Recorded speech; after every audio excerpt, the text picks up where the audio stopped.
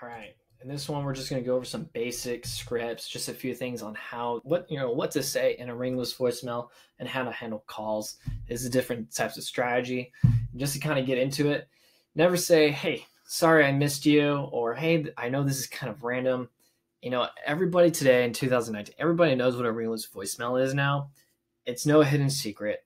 Most homeowners, they kind of know what it is, or especially if they're on their cell phone, they know what it is.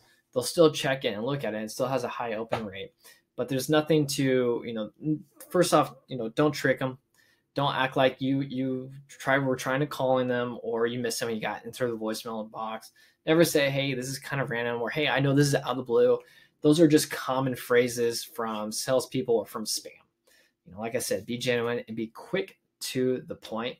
Now, if let's say you did use Mojo Dialer or you did do a auto dialing system and you did a lot of calls within an hour and you saved all the phone numbers that you were not able to get a hold of, okay, if you then upload that list and do a ringless voicemail blast to them, then it is okay in that situation to probably say, "Hey, sorry I missed you," or "Hey, I actually just recently tried calling you an hour ago, but you're probably too busy, so I thought I'd just do a quick voicemail drop for you."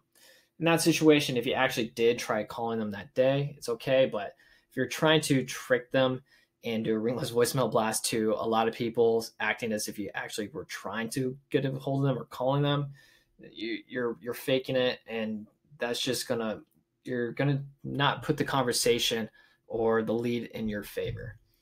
Always start off with your first name. There's no reason to go and say your whole name, your last name, or go into your company or brokerage off the bat. If you're really just trying to get a hold of someone right off, just say, "Hey, I wanted to reach out. I wanted to drop a quick voicemail. I didn't want to bother you, so I thought of just dropping a quick voicemail instead of calling you because I know you're busy." Things like that, because one, you're being genuine, you're being personal in that way. You're acting as if you're not wanting to bother them, so it shifts their mindset. So it's like, okay, well, this person was actually thinking about me or being respectful and not calling me, so my phone's ringing and just doing a quick voicemail instead.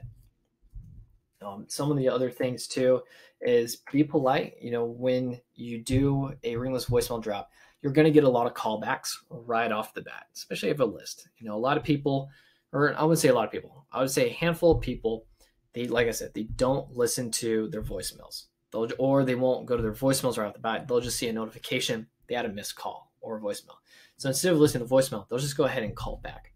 That's why I say it's good to have a call flow and a tracking number set up and a special voicemail set up for those people so that when they call the number back, and if you're not able to answer, it goes to a voicemail that actually explains the reason why you called them instead of gaining a random realtor's phone number, a random person's voicemail box.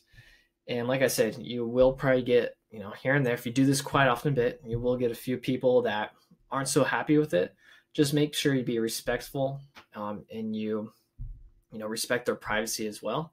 And most people say, "Hey, even if you've never ever contacted a specific homeowner before, especially if it's an older person, they will assume you could be this other sales company." Like I said, other industries and other businesses do use ringless voicemail, so they could get you mistaken with another person or another business, and they might call you out on it. And it's happened before. It's not often, but you might get that bad apple in the basket that will reach out to you and say, "Hey, I told you to not call me."